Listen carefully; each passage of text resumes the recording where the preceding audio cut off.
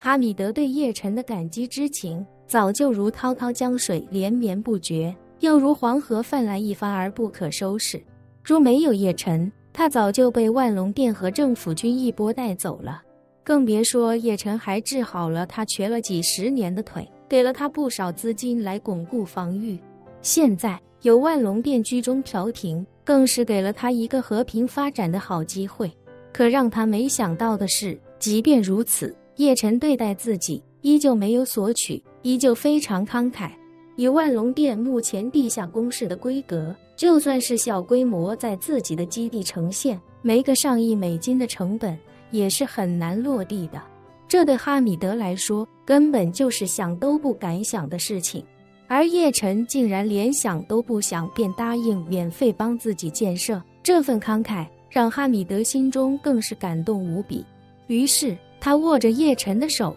笃定地说道：叶老弟，安拉在上，以后在中东你有任何需要老哥做的，只要一句话，老哥就算豁出这条命不要了，也一定全力以赴。叶晨点头一笑，开口道：有老哥你这句话，我们的付出就是值得的。对叶晨来说，哈米德是朋友，但更是战友。只要哈米德能够坚定与自己友好的立场，就能够继续维系叙利亚这种三方平衡的局面，对万隆店的稳定发展会大有裨益。所以为了让哈米德在这个三方平衡的局面中不至于太拉垮，他需要的援助要给，不需要甚至不敢想的援助也要给。于是他便对万破军说道：破军，等我们的17工程完工之后，就先为哈司令的基地设计一套升级方案，然后就开始在哈司令的基地启动17工程，到时候所有成本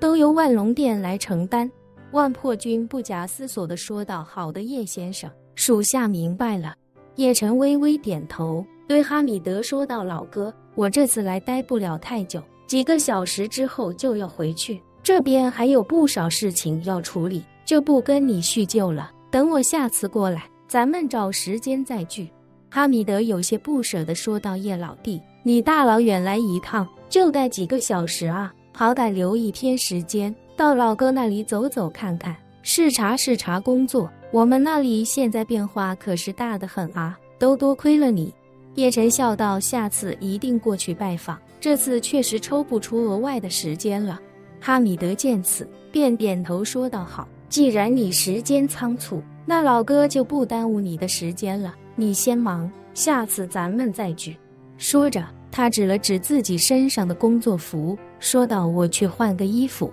换完就先回去了。行，叶晨点了点头，与他再次握了握手，说道：那我就不送你了。哈米德非常干脆地说道：好的好的，老弟你去忙吧，不用管我了。两人挥手道别，叶晨便与万破军一起走进了基地核心区域的主楼。走进大楼，叶晨便对万破军说道：破军，安排一间保密级别最高的会议室，把李探长、547叫过来，还有你带回来的那7名骁骑卫也一并带过来。好的，叶先生。万破军立刻将叶晨带到一间没有窗户的会议室内，随后让人先将李亚林和547请了过来。李亚林没想到叶晨竟然来了叙利亚，有些惊讶地问道：叶少爷，您怎么亲自过来了？叶晨微微笑道：李探长，我刚从北欧过来，又弄了几个神秘组织的成员过来，这次人多些，而且不是死士，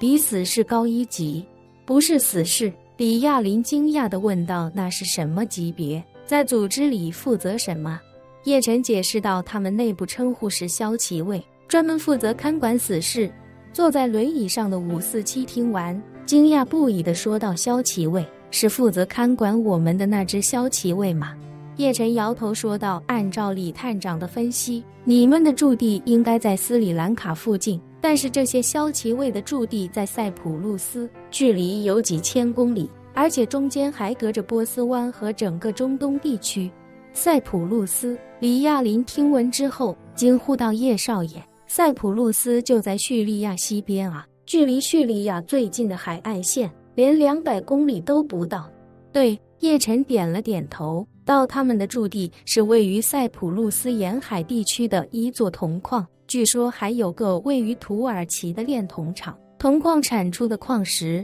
基本上都出口给了土耳其的炼铜厂，内部形成了闭环，外界就更难窥探其中秘密。万破军有些兴奋地说道：“叶先生，既然离得这么近，何不好好谋划一番，由万隆店部众一齐出动，将他们这个驻地连根铲平。”自从在叶灵山被叶晨法外开恩饶了一命，并且还得以保全父母尸骨，甚至自己的修为也因祸得福，一举迈入暗境之后，万破军就一直迫不及待要为叶晨建功。他这个人肚子里并没有太多的弯弯绕，欠谁的情就会想着还给谁，欠谁的恩也会想着去报答。原本他还以为叶晨对自己网开一面，又收编了整个万隆店，一定会尽可能地压榨万隆店的价值，甚至让整个万隆店都不得不为其卖命。可是他做梦也没想到，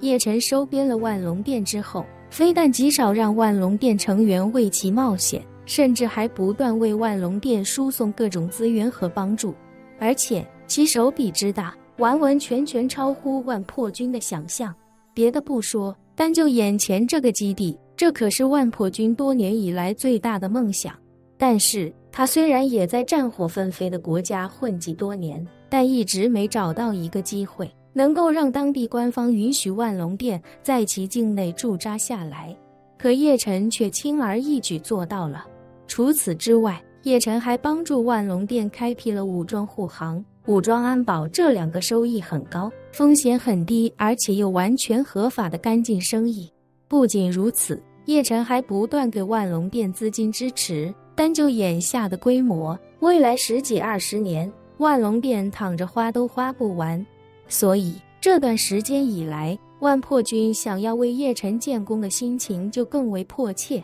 他原本以为自己和万隆店欠叶晨的恩情已经无法估量，可谁又能想，墨西哥叶晨给每人倒了一杯庆功酒，竟让所有人的修为都有了质的提升。自打从墨西哥回来，万破军那真是做梦都想着为叶晨冲锋陷阵，阵前杀敌。所以在听叶晨说已经掌握神秘组织一个驻地的确切地址之后，他便迫不及待想要替叶晨将这个驻地拔掉。可叶晨这时却摆了摆手，认真到一个由几百骁骑卫驻守的铜矿，本身防御力量恐怕就非常强，更何况地下工事错综复杂，贸然进去一定会被对方来一个瓮中捉鳖。这种情况下，我们想铲平对方却又不暴露任何线索的可能性几乎没有，而且里面还有上千名死士以及几千名死士的亲属，那些死士在不知情的情况下也是个很大的隐患。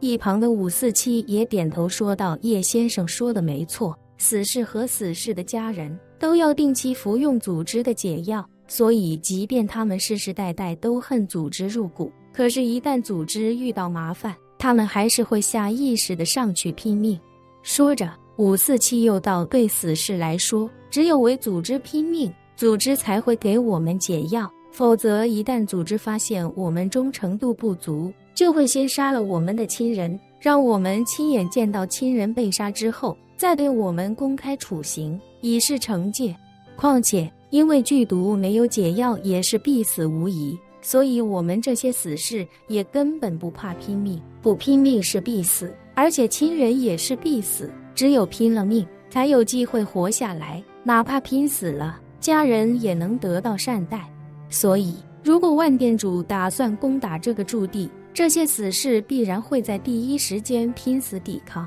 万破军听到这里，才意识到自己刚才有多么冲动。尴尬的他非常抱歉地对叶晨说道：“对不起叶先生，是属下考虑不周，贻笑大方了，还请您见谅。”叶晨淡淡道：“不知者不罪，547告诉我这些的时候，你并不在现场，所以你不知道他们这些死士的实际情况，也情有可原。”说着，他又道：“把那7名骁骑卫带过来吧，让他们给我们好好介绍一下驻地的情况。”属下遵命。很快，7名骁骑卫便被带了进来。这7人从来的路上到现在一直都很忐忑，因为他们深知自己体内的剧毒在6天后就会发作，如果这6天内得不到解药，他们7人必死。可是叶晨当初承诺要替他们解了体内的剧毒，但没等他们再见叶晨，万破军就把他们带到了叙利亚，